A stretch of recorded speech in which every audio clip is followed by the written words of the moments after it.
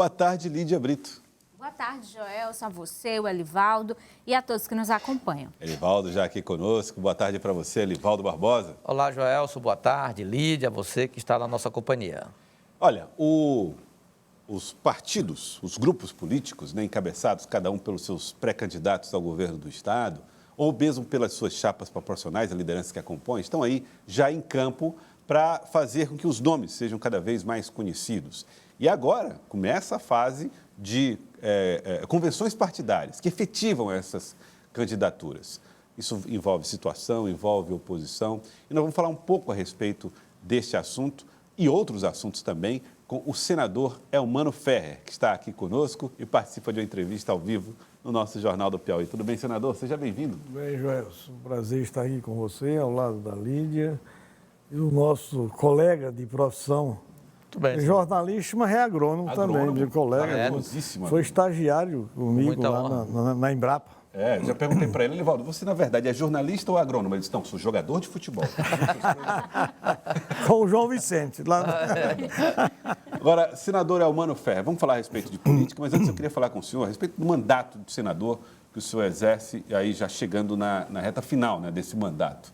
O senhor pegou o Brasil numa etapa turbulenta no seu mandato do Senado. De 2014 para cá, muita coisa aconteceu, inclusive do ponto de vista político, a efervescência provocada pelo impeachment da ex-presidente Dilma.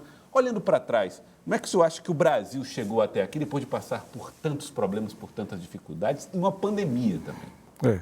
O Brasil é um dos países mais ricos do mundo e de um povo fantástico, sob todos os aspectos. Então, um território muito grande, 8 milhões e 500 mil habitantes, quer dizer, quilômetros quadrados, 214 milhões de pessoas, território com várias características, desde o trópico úmido lá no Amazonas, aqui do Nordeste, os cerrados do Piauí, a região centro-sul e sul do Brasil, Sudeste, né? País riquíssimo. E avançamos muito. Eu cheguei aqui há 56 anos, era uma realidade o Piauí, o Nordeste e o Brasil. Hoje nós avançamos muito. Hoje nós somos a 10ª economia do mundo. Temos tudo para crescer, para desenvolver e assegurar o bem-estar do próprio brasileiro. Essa tem sido a nossa luta e temos avançado muito nesse sentido, né? E vamos avançar muito mais. O período de impeachment, a eleição do presidente Bolsonaro, as dificuldades provocadas pela pandemia, o que o senhor acredita que fica de legado da primeira gestão de Bolsonaro? Olha, você falou em um aspecto interessante, que de 2015 para cá, após a eleição da presidente Dilma, entrou o presidente de uma forma sui generis, entrou o presidente Michel Temer, depois tivemos o presidente Bolsonaro, que só passou um ano trabalhando com muita dificuldade, questões mesmo que todo mundo assistiu, o homem não deixava o homem trabalhar, né? A realidade é essa.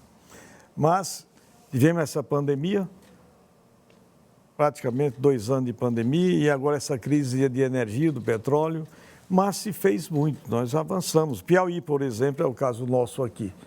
Nós fizemos a indicação do superintendente do DENIT e trabalhamos muito. Tanto o governo Bolsonaro, veja que 2008 foi a última obra realizada pelo DENIT no estado do Piauí. O que é que fizemos? Fizemos uma ponte estaiada no tempo recorde lá nos Cerrados do Piauí, ligando Cerrados do Piauí e Cerrados do Maranhão. Fizemos uma recuperação, restauração de 330 quilômetros da BR-135, que era a rodovia da morte, hoje é a rodovia da soja. Recuperamos toda a malha rodoviária do estado do Piauí, de 3 mil e poucos quilômetros. Estamos fazendo investimentos importantíssimos aqui em Teresina, inclusive com emendas parlamentares minha, essa duplicação em direção a Teresina, em direção a Demerval Lobão, não é?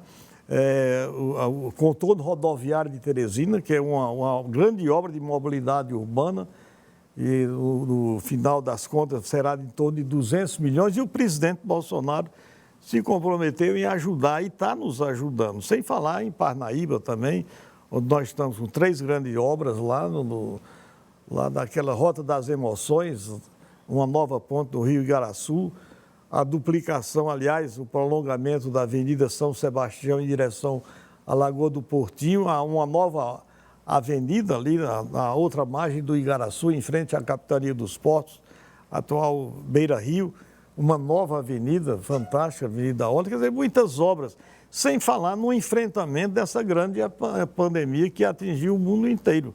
Nunca se teve tantos recursos para uma situação de emergência, no caso, situação de emergência sanitária, como foi posto pelo governo Bolsonaro em 2020 e 2021.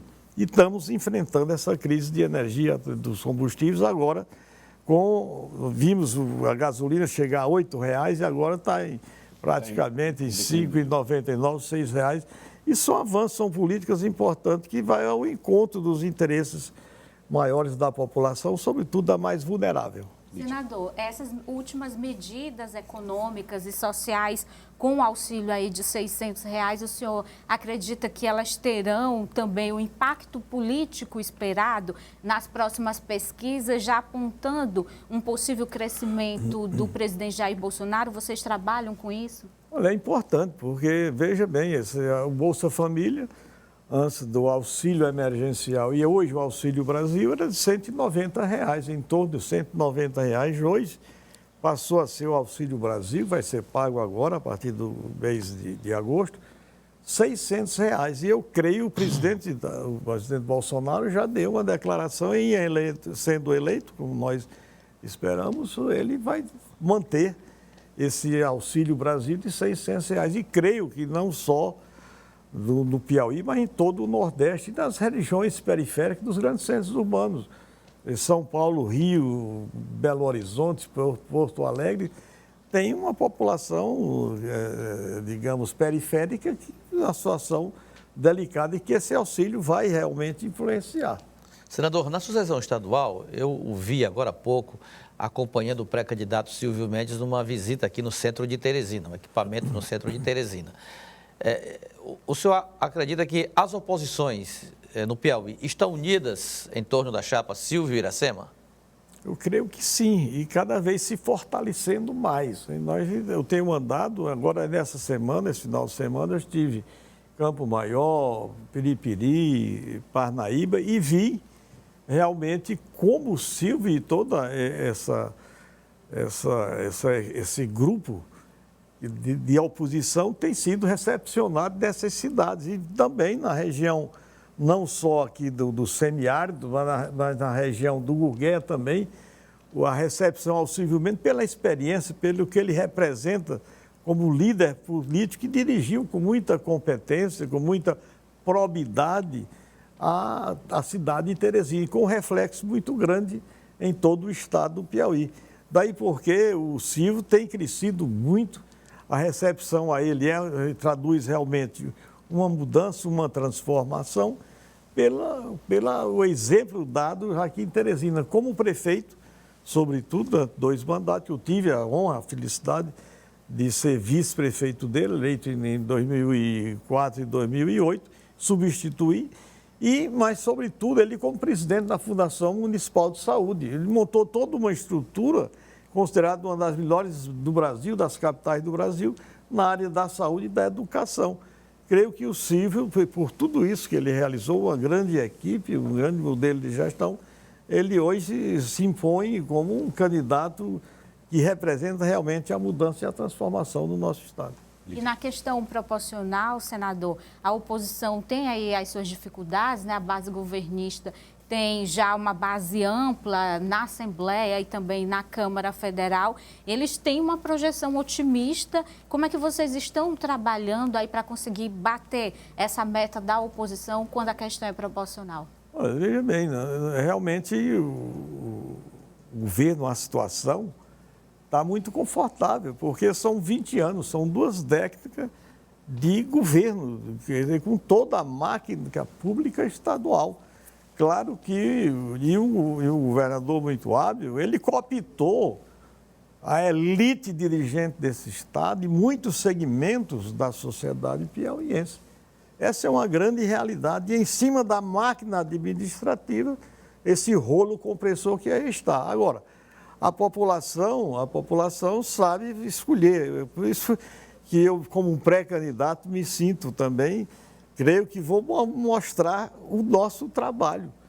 Quer dizer, que também é isso que nós que está O senhor projeta desempenho das oposições na eleição parlamentar, complementando o que a Lídia fez aqui? Exatamente isso. Nós temos um grande comandante, quer dizer, o Silvio Mendes, um grande pré-candidato hoje a governador que tem uma expressão, a densidade que eu fiz um comentário. Temos uma inovação, que é o candidato ao Senado, um municipalista, uma pessoa que veio do segmento da base da pirâmide social, pirâmide econômica do nosso Estado, com a expressão que tem o pré-candidato ao Senado, Joel. Ou seja, creio que nesse sentimento de mudança, não é como a situação está plantando, quer dizer, que vão fazer quase todos os deputados federais, quase todos os deputados estaduais. Não é assim. Eu creio que há um sentimento de mudança, transformação. Por exemplo, no meu caso, como pré-candidato a deputado federal, vou mostrar o que fiz, por onde eu passei. Por onde eu passei como senador da República, agora, no final do nosso mandato, as emendas parlamentares que colocamos para quase 100, todos os municípios, 212, 204 municípios piauienses, enfim, em cima do trabalho, do que nós conseguimos fazer, e como eu, tem vários outros excelentes candidatos à reeleição e candidatos também, novos candidatos, dentro de uma nova conjuntura, uma nova eleição. Cada eleição é uma eleição, é uma novidade. Quero agradecer ao senhor, senador Elmano Ferrer. Obrigado pela presença aqui no estúdio da TV Cidade Verde. Eu agradeço a todos vocês, essa grande emissora de televisão. Muito obrigado. Obrigado, senador.